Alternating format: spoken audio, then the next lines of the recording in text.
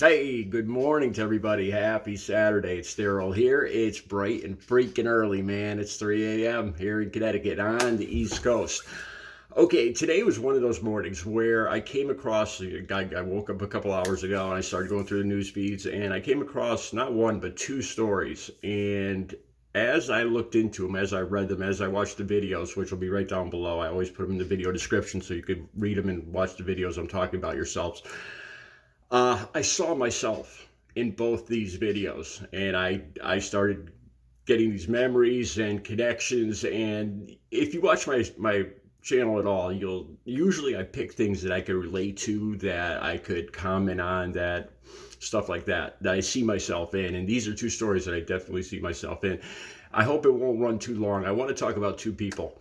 Zachary Ty Bryan from Home Improvement. He was the oldest son, I believe, and he's had a lot of incidents. He's had a lot of arrests with DWI, and there's a video right down below where he just recently, in the last week or month or so, got arrested again. And no, I don't think he even knows how many times he's been arrested for DWI now, because the cop asks him. The cop can't. It just seems like the cop, neither one of them can figure out how many times he's actually been arrested for DWI, which is scary.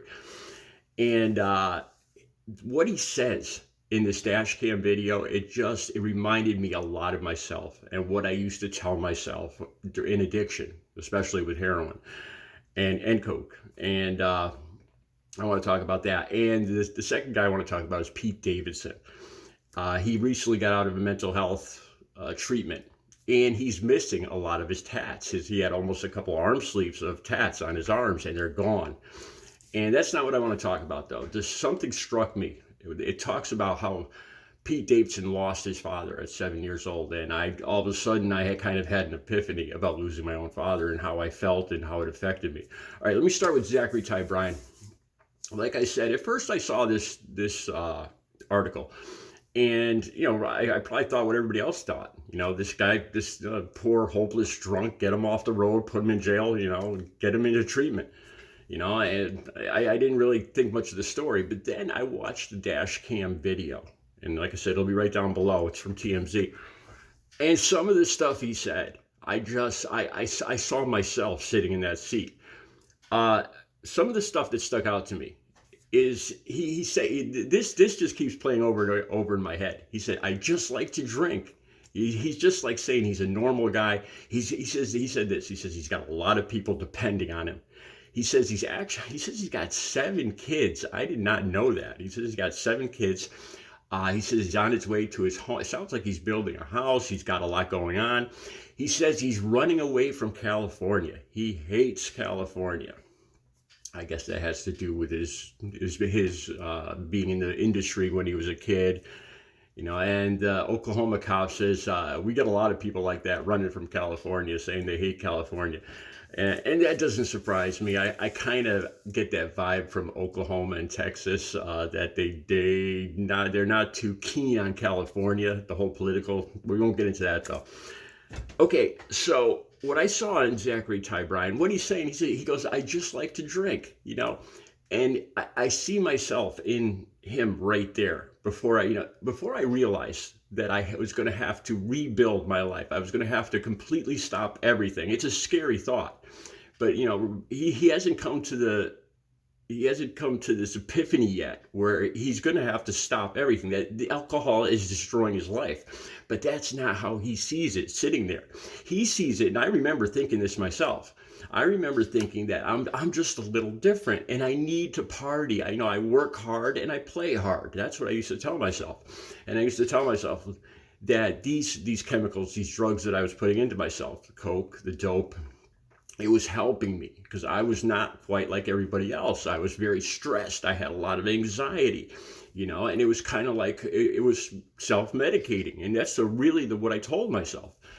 This is helping me. I need this to get through my day. It's a reward for everything I'm going through. I lost my father. I lost all, that's what I used to tell myself. I lost my dad. I lost all these people in my life. And, I've broken all these bones and I've been in the hospital. Oh, poor me. I need this. This is my reward for dealing with all this. I just like to let loose.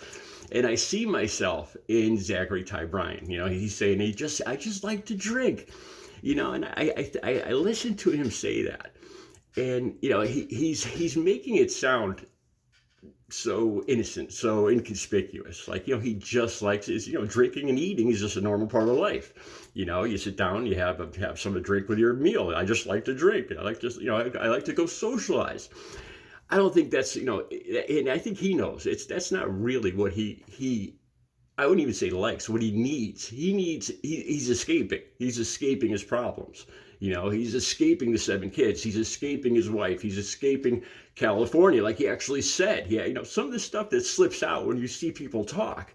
He says he's running away from California, and he's not just running away from California, he's running away from everything, from all of his problems in his life. And he's drinking himself into a stupor probably every night in an attempt to black out and not deal with his problems. But in his mind, he's telling himself that this is helping him. People just don't understand. I need this. And he actually says this too. He says, I'm a good guy. I'm a good, hardworking guy. Just like to cut loose. I can't believe, these things keep happening to me. And I used to tell myself the exact same thing. It's amazing when you see somebody else, and you could see yourself in them. And that's what I saw with Zachary Ty Bryan.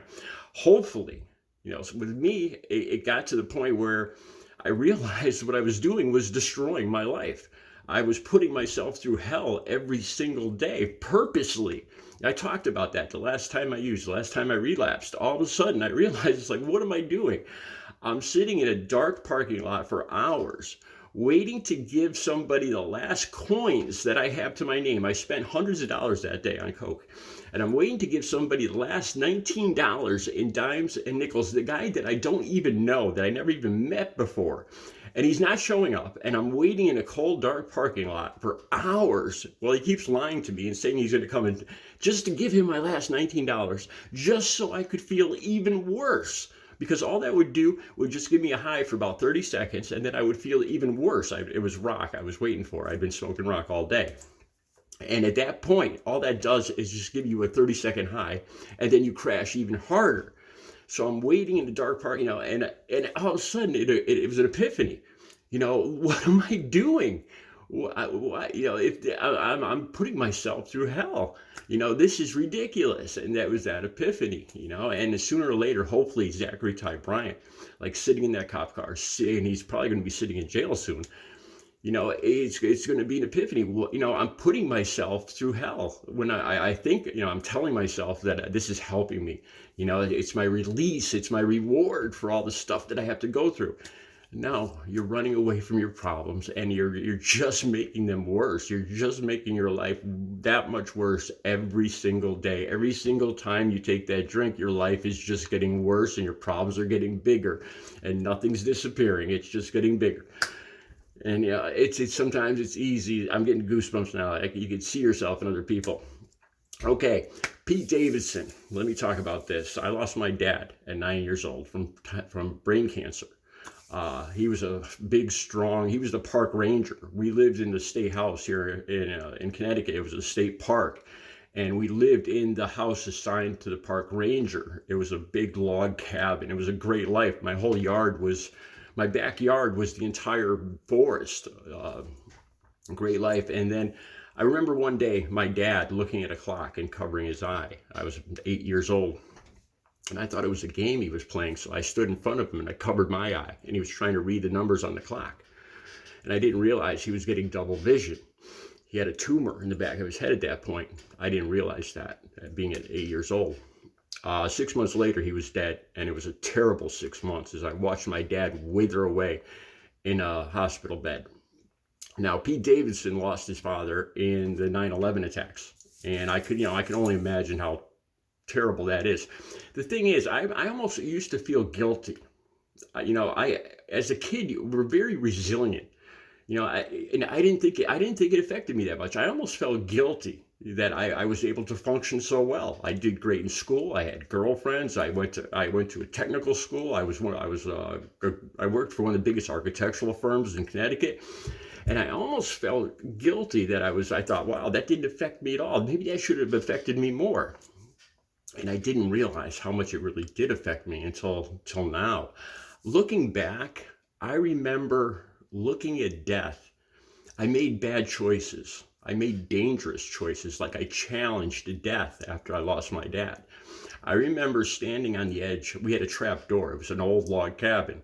And the way you got into the cellar was through a trap door in my bedroom. It went down into a stone cellar about 12 feet.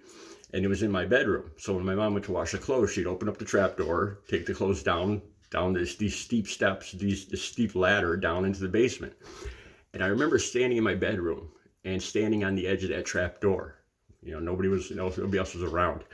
And I was just going to fall into the trap. I was just going to fall down into the cellar. I was like, I could just let myself go. I could just fall right now and just fall down and be done with it all. It's like I was tempted. I wanted to see how far my feet could get towards the edge, before I tipped over and fell down. And I remember thinking that. I remember riding my bike. The thing is, looking back, I didn't realize how much my dad's death affected everybody else. My mother was only 31 years old.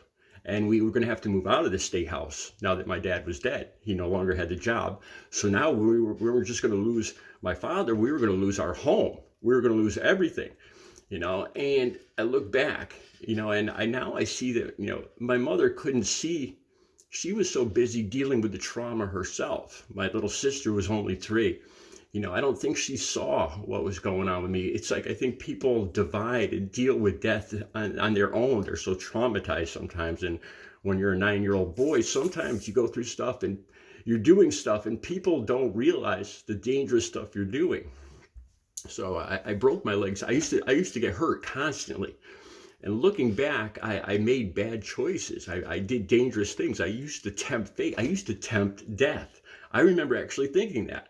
It's like, I could die right now, and then it would be like a big FU to death if I didn't die. I would go straight down the ski slopes at 10, 11 years old. And I broke my leg and I had a full cast on. And then they cut the cast down to my knee. I decided to ride my bicycle with the cast on my leg.